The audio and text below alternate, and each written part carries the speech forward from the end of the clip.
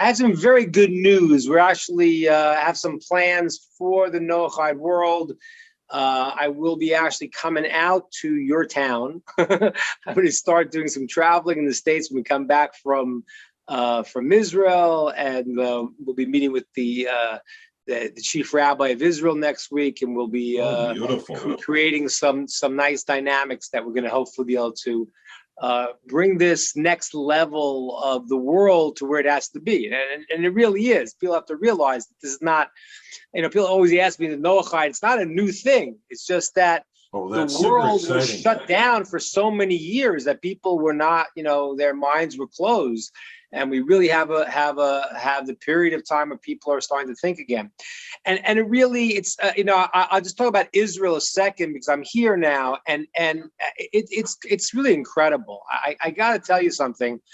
I lived here for 21 years, and then I was the past 17 years in the States, teaching, and I was rabbi of the synagogue and trying to help the American Jewry. But what's fascinating here is that in Israel, you see what's called kibbutz galios, the ingathering of the exiles happening before our very eyes. I just can't believe what I'm seeing. There was a place in Israel, the land of Israel is called Eretz HaTzvi, the land of the deer. Tzvi has a lot of different meanings. One meaning of tzvi is to yearn, to want, the land of wanting. There's another explanation of the land of the deer. What does it mean? Why it's called the land of the deer? Because a deer, what happens is if you ever take the skin off a deer and you look, you say, wait a minute, it shrivels up, and you say, there's no way this skin could go over this body. The land of Israel is the same way. It's the size of the state of New Jersey. And so you say, oh, it's so small. But there's a principle that as the Jews return to the land stretches. I don't know how that happens. Amazing. I don't know how metaphysically it works, but it does. And it's incredible because I'm sitting in a town called Beit Shemesh, which was a small town many years ago. And then it expanded and they had Beit Shemesh 1, Beit Shemesh 2, Beit Shemesh 3, Beit Shemesh 3, 2, 3B, 4, 5. I look around and, the national, I think the national emblem of Israel is the crane, because every place you turn, you see cranes, you see people building. And there's this incredible expansion.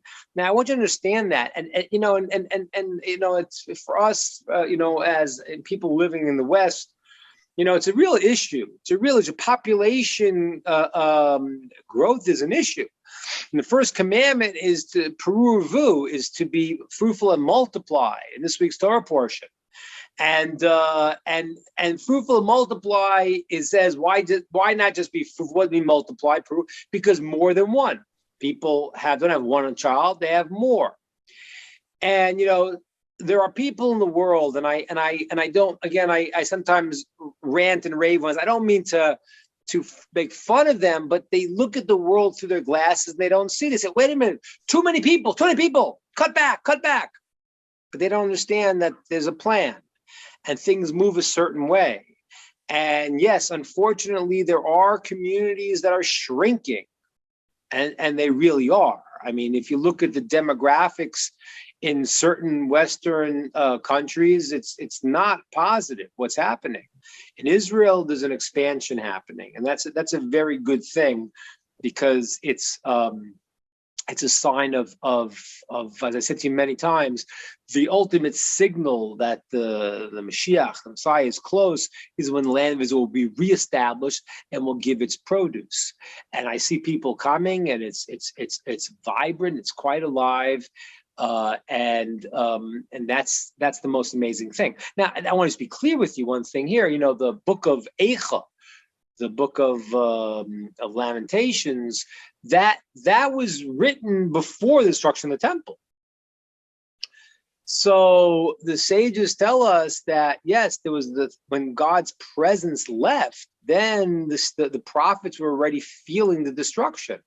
So to understand the land of Israel, the godly presence, you can feel it. but we're talking about obviously a completely exponentially, infinitely times different reality when we talk about the third base of Migdash. We talk about that level of God's presence being felt in the land of Israel. What we're doing now is we're preparing what's called the vessel. If you look in the story with in the prophets, with the prophet Elisha. So Elisha the prophet tells the woman she needs to get she has no oil, she has no food. Tells her to bring vessels, and then start pouring, and then there'll be a miracle, and there'll be more and more oil. One of the ideas of that is that every single one of us has to create a vessel to receive whatever good we want. So if you imagine, as parents who we were all once children, and our parent wants to give us something. The analogy, the parent wants to give the kid a car, but the kid is a mess and he's all over the place. The parent to buy the child the car is negative. The child has to create a responsibility, an ability to receive the good the parent wants to give. That's what's happening right now in Israel. The groundwork is really, really happening. It's so palpable. You can really feel it. It's incredible development for me, because I lived it for 21 years. And to see, you leave and you come back and you see it and you feel, oh, really, this process is speeding up. It really is. We just finished the Shemitah year, the 7th cycle, where the fruits of the land are ownerless, right? The 7th year, nobody can grow the fruit. It's like the Sabbath. No one grows the fruit. It grows wild, and everyone takes it. So, and I got to share with you, I think for me, when you eat that fruit, it's very powerful. So for me to get what's called otzer based in fruit from the land of Israel that was grown wild in the 7th year was very powerful. And really right now things are moving in this very, very positive way. I'm very excited about it. And that's a good thing, because when you look at the news today, it's hard to get excited. It's hard to get excited because the world is, without getting too political, but obviously the people who have an agenda that they're trying to run the world, and they obviously don't have any idea of what they're doing. There was I forgot his name. He was the Surgeon General in New York in the 70s. I forgot his name. I think his name was Coop. I think his name was. And I remember one time, he has a book that he wrote about his time as Surgeon General, and he writes there that when they would come to him with life or death questions, that he said, this was beyond what I know. I'm a talented doctor. I'm a skilled surgeon, whatever his quality was. He said, but certain things were beyond my level. I didn't know it was life and death things. He said, but there was a Jewish sage, a Rav Moshe Feinstein, that he would go to and he would ask him these questions. That's the way the world has to be. How does someone decide, the discussion of when does life start? I mean, everyone who doesn't have a Torah is shooting in the dark and saying their ideas. But if they could turn to the Holy Land and turn to the sages who have the information, then that's what it says. The verse is Ki mitzion Torah. The Torah comes out from Jerusalem. Mm-hmm. Fascinating thing. That's why the Sanhedrin, the court had to be in the temple. That was the place that God's presence was from there. They were able not just to be smart. A lot of smart people in the world. It's not just being smart. It's that's really not it at all. As a matter of fact, very often, not very often, but there are people who learn Torah, who are very smart, who do not get the benefit of the Torah they learn. It's a fascinating thing, because like this. Let's say I'm getting the information, the Torah, but I'm not open to hearing what God wants from me. So what people unfortunately can do is they could take that power and misuse it. The Talmud talks about that exact reality. So the Sanhedrin that sat in the place of the temple, their wisdom wasn't from their own smarts, not smart people in the world. Their wisdom was they had to use the human effort as much as they could to get understanding, but then they had to have the ability to be open to receive what God wanted to give them. If I have my own agenda, and this is really in the last week's Torah portion, we have the tree of knowledge of good and evil, the tree of life, and it's a very, very, very deep topic. And if you look there, it's a fascinating thing because God said not to eat the tree of knowledge of good and evil, but he didn't say you couldn't eat the tree of life. It was only afterwards when Adam ate the tree of knowledge of good and God said you can't eat the tree of life now. You know why? Because if you're connected to the source, the tree of life, then the knowledge that I get is straight, is pure because it comes from the source. When you cut off and I have my idea and I know better, so I got a problem right now. Did you ever think what it means that Adam and Eve wouldn't have eaten the tree of knowledge of good and evil, they would have lived forever? What does that mean? It's like an analogy. If you have an appliance and you plug it into the wall, as long as it's plugged in, the electricity is running. You can keep going. When you disconnect it, even if you put a battery in, it's only going to last as long as the battery. Adam and Eve, before they ate the tree of knowledge of good and evil, what happened was they were connected to the source. And that's how life would have continued. The problem of knowledge of good and evil meant was, as you saw in the story, the Nachash, the serpent, says, if you eat this, you will be Elohim, you'll be like your own God. I have my own ideas. And this is one of the hardest parts about being a human being. We are supposed to want to know because we have been given the ability to understand. It's the greatest gift. That is, in some explanations, what it means, that the image of God. One explanation is we have awareness and understanding. Understand what that means. The people who try to compare people to animals have a very, very unfortunate misunderstanding of reality. The most, an animal has awareness of the other, right? The dog sees a cat, he's aware of the cat. The dog has no awareness of self, right? The dog doesn't say, am I being a good dog today? The dog cannot go and extrapolate and think about itself. Human beings have understanding that they have the ability to look outside of themselves, have self-awareness. That's the awareness of the other, awareness of the self. Now, that is a gift. Sometimes people cut it off and they say, I know better. And then they cut off from the tree of life. They don't get now the direct source. So that's my first point. Being in the land of Israel now, as Dan just said, it's happening. It's real. And as I said to you before, I'm very excited. We're going to be meeting with the chief rabbi of Israel to talk about our program with the Noachites to really have it come out from Zion that the word of Hashem will be heard from the whole world, and it's really the time.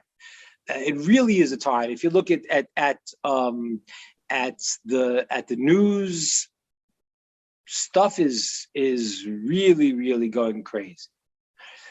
I some of the things in the news lead us to this next coming week's Torah portion, which is the story of the flood.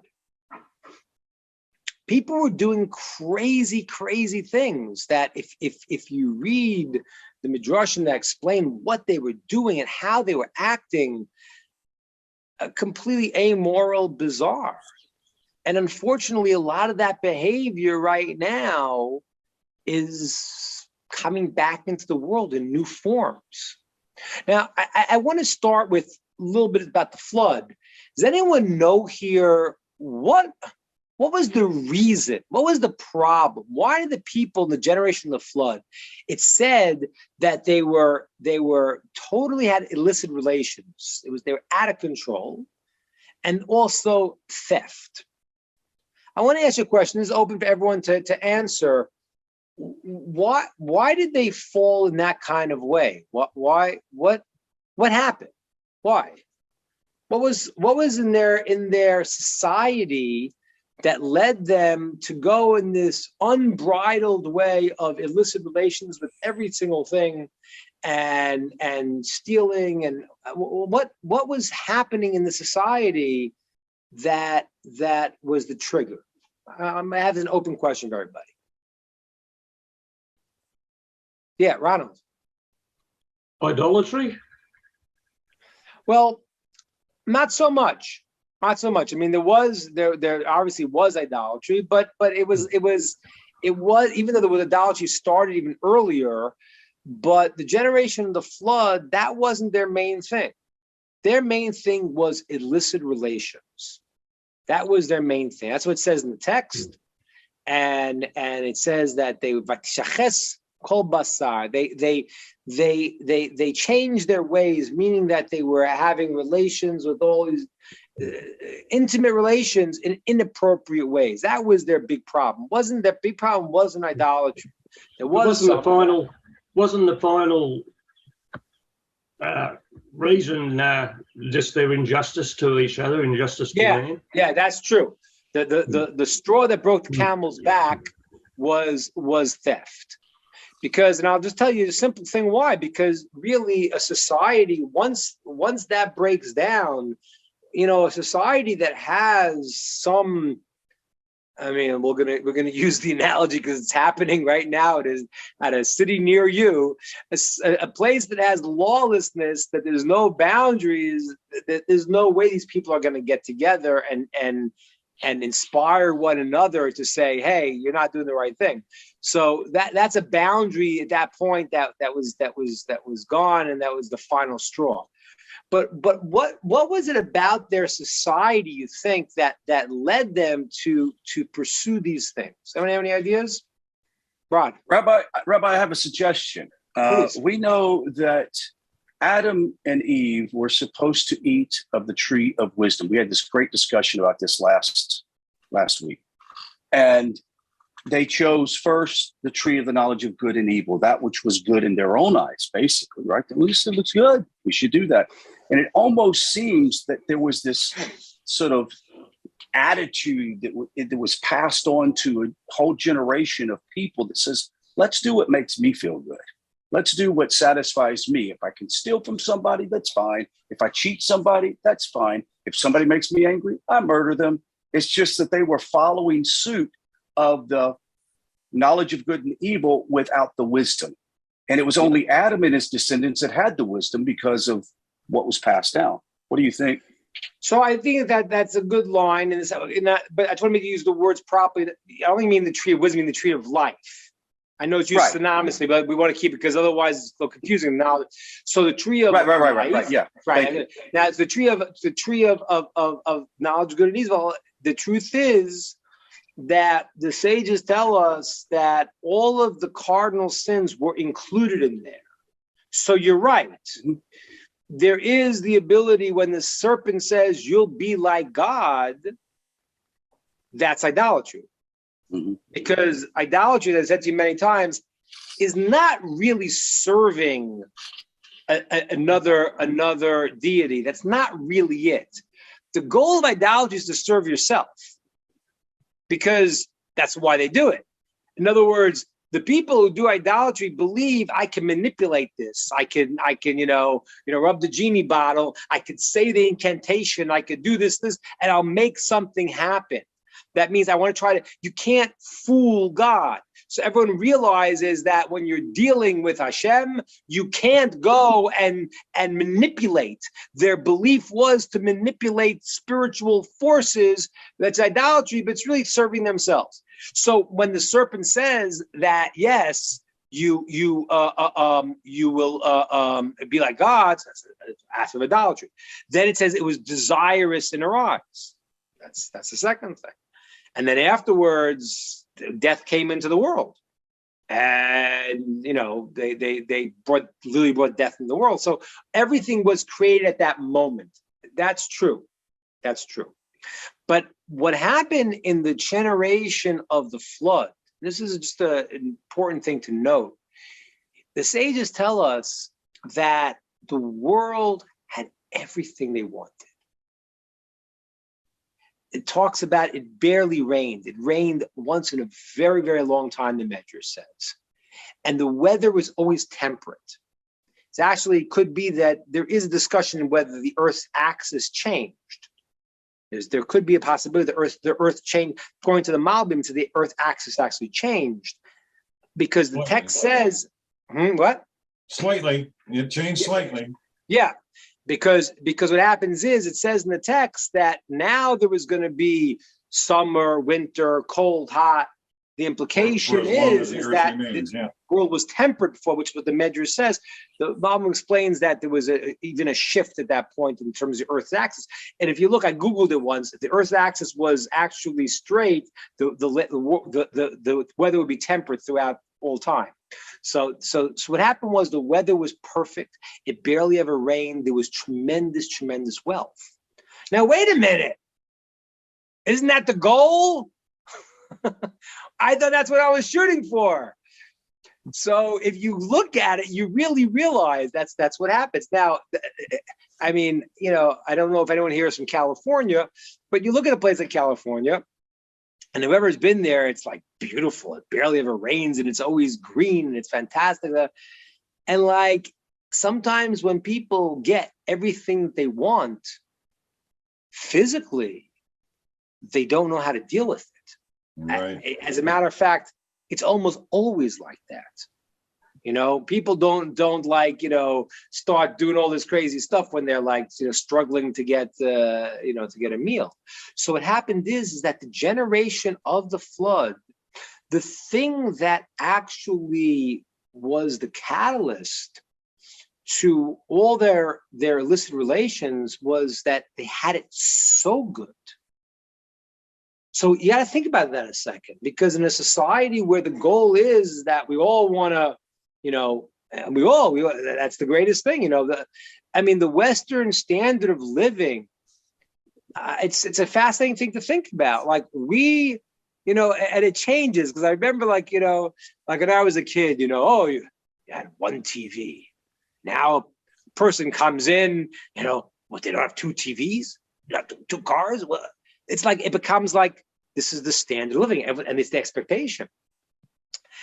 But on one hand, yes, we all want to have a standard of living, but our standard of living is what kings used to have, right? Running water in your house. Who had running water? Okay, they had slaves bringing it in, but like we do have an incredible standard of living. And what happens is that was the environment for the generation of the flood that caused them to just become further self-indulgent. Now, again, this is a very important thing because it's crucial for a person to say, well, how do I deal with having the things I want? And that's why, one of the reasons why saying blessings is so crucial. Because if you don't say a blessing, then you don't really recognize where you're getting what you're getting from. In other words, the Talmud says it's like stealing, because wait a minute, where'd you get this from? Oh, there's a source. So it's crucial in the good things we get to acknowledge the source that's giving it to us, because without that, it becomes there's a principle in the Talmud, and if you look at your own lives, we'll all see it. Principle is, if you have 100, you want 200. You have 200, you want 400. It's not a bad thing. It's the nature of people. That's the way we're built. in a certain way, it's good. In a certain way, it's ambition. We are creatures that strive for stuff, and that in a certain way has a positive element if we use it properly, right?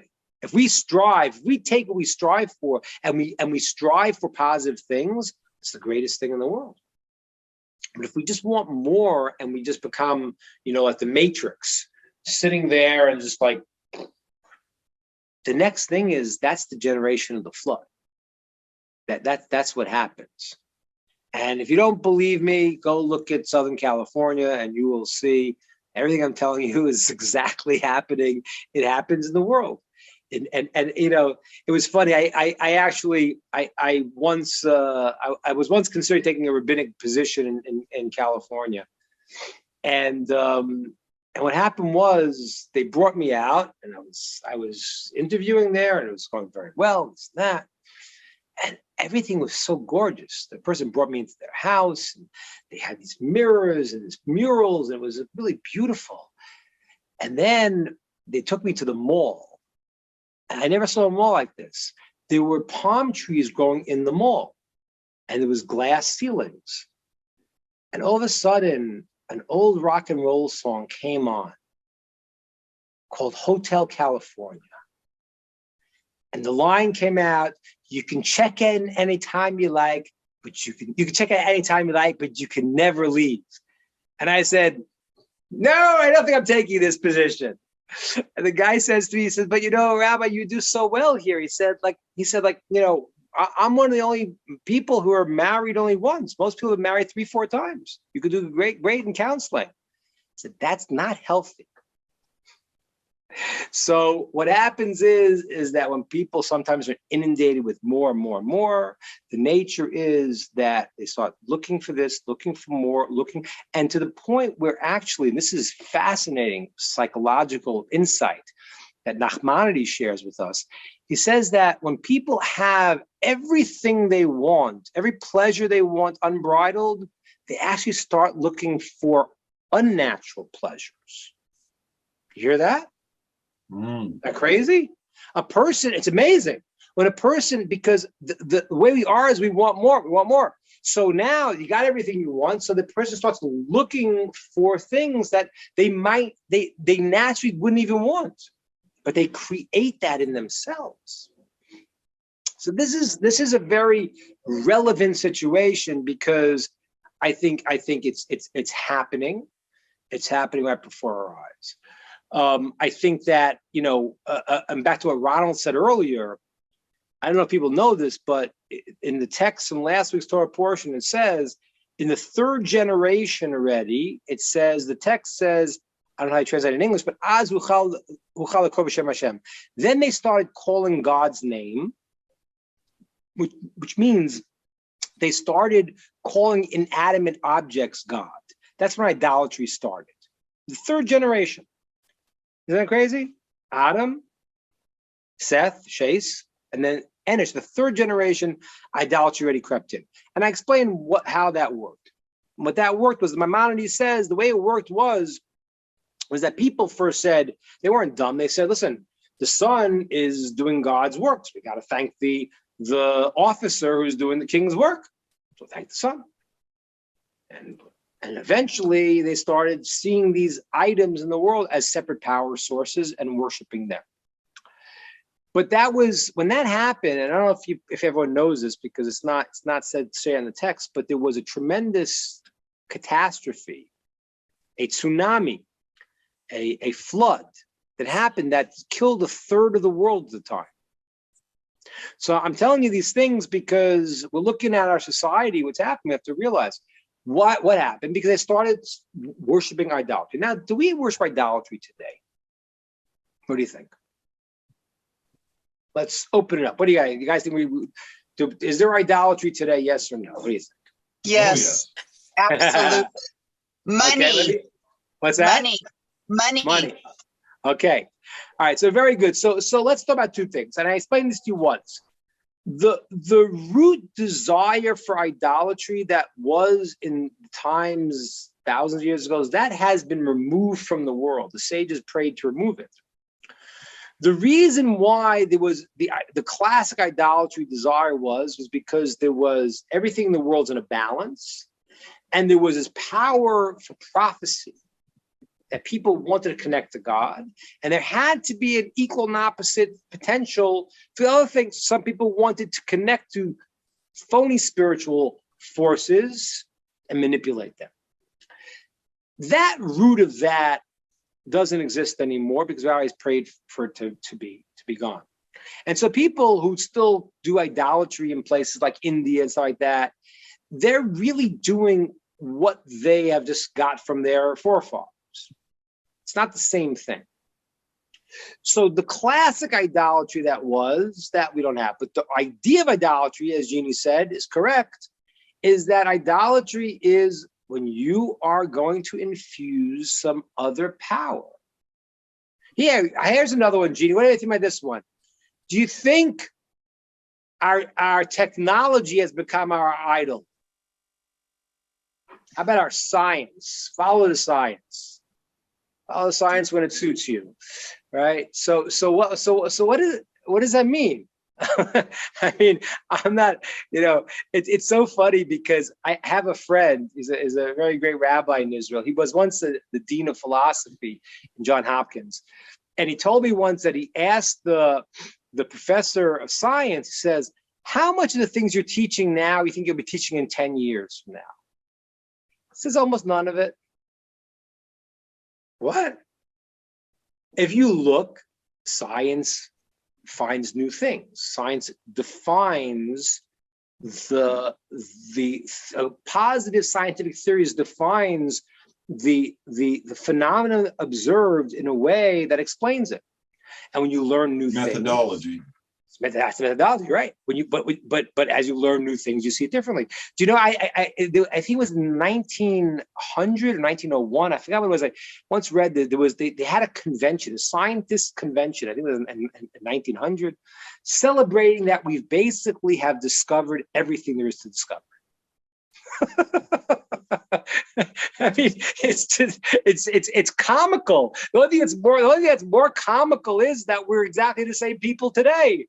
Yeah, we figured it all out. We know exactly what happened. Yeah, we know. No, you don't know. You have a theory. Science is advanced. But people hook into what they believe is their power source. And this is, if I have my money, if I have my technology, this is what's, so the society is very obsessed with that. That was a generation of the called the Dor Enosh generation, that a third of the world was wiped out. And then there's, in this week's parsha, the end of the story, which is the generation of the Tower of Babel. And I want to tell you what they did, because even though I think that on the surface it looks like their main thing was right, they built a tower to the heavens and they put an idol on top of it with a sword. So it seems that their problem was really idolatry, but it was a much deeper problem. Their problem was they wanted to separate the spiritual and the physical. They said, God, you leave us alone. We're going to manipulate the world ourselves. And in a certain sense, that's called murder. Why is that murder? What's death? Death's when the soul leaves the body. So when a person wants to go and push out the spiritual, that is the thing that enlivens the physical, that they're living in a world of death. These are what's called the three cardinal sins that these generations did, and you see them today, literally happening. On one hand, people making their power sources. Another one, people chasing after illicit relations and all these things of the generation of the flood because they have everything they want. And the other people who want to separate a non-spiritual world from the completely physical. That's the situation of the world today. That's why when Dan asked me at the beginning, I come not to bear bad news, but to give you good news, that even though the world looks as insane as it really, really is, That's exactly what it says, that before Mashiach comes, the generation is going to look out of control. One source says the generation, I don't know if I told you this, says the generation, the leaders will have the face of a dog. You know why? I don't know if I told you this, but you know what a dog, I think I told you this once. When you walk your dog and you turn the corner, see, when you walk the dog always runs in front, right? The dog's running in front, like they're in charge. Then when you turn the corner, what does the dog do? It catches up because it sees you turn the corner, but then it runs in the front as if it's leading. So the generation at the end, the leaders are looking, what do people want? We're not leading. We're just like, there's the masses that are saying this, and we don't have the ability to really differentiate what's true and what's not. So just follow the masses. That's the situation in the world today. And if you look in the two parshas that we just started, last week's and this coming week, you say, oh my gosh, God created the world for a purpose, and people went off so quickly. And you might start to think, you might get like depressed. You're like, wait a minute, the third generation already? People are birds, or idols? Well, what's going on here? The good news is that this is all part of a plan. The world, and I want to say this many, many times so you hear me clearly, the world is moving to perfection. I want you to imagine a second, and I don't know how it's going to play out, but I want you to imagine a world that, like we're living in, where things look like it's totally insane. Imagine at the end, if you're going to see everything coming to exactly where God wanted it to be, and becomes the world of truth, and everyone who thought they were in charge and pushing their agenda, they weren't. And you start to see it's not just that God is going to, they're doing what they're doing and God's going to overcome them. That's not what it is. Everything people are doing that seems to be counter to the goal, in the end is brought towards the goal. That's what's happening right now. People are lost, they're confused, they're making up stuff, they're shooting from the hip.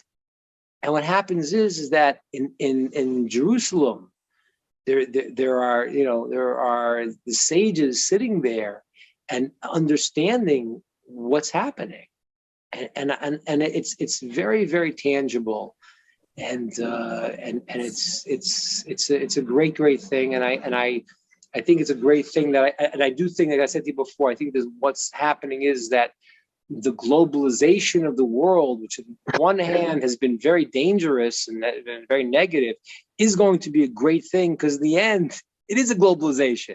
In the end, it's like we said in the prayers of Rosh Hashanah, we said that the whole world will together worship and serve Hashem.